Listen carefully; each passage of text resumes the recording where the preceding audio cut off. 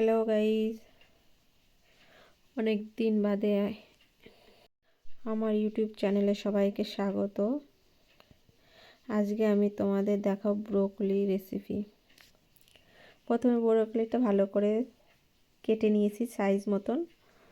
আলুগুলো কেটে নেব সাইজ মতন, দুটো আলু নিয়েছি আমি।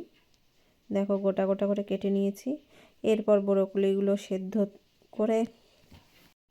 সেদ্ধ চাপিয়ে দিয়েছি। সেদ্ধ হয়ে গেলে পরে উঠিয়ে নেব একে। দেখো জলটা ফুটে গেছে।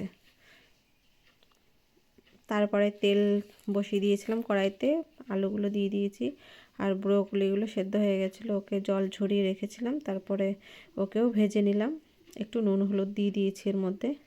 তারপর আলুগুলো তুলে নিয়েছিলাম, আলুগুলো তুলে তারপর আদা রসুন পেঁয়াজ এগুলো ছাড়িয়ে নিয়েছি।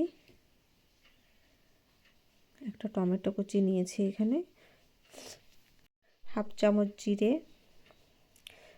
সব মিশিয়ে মিক্স করে নিয়েছি। এরপর তেলের ওপরে ফোড়ন দিয়ে দিলাম গোটা শুকনো লঙ্কা, জিরে আর পেঁয়াজ কুচিয়ে রেখেছিলাম ওইটা। ভালো করে ভাজা হয়ে গেলে পরে মশলাটা দিয়ে দেবো।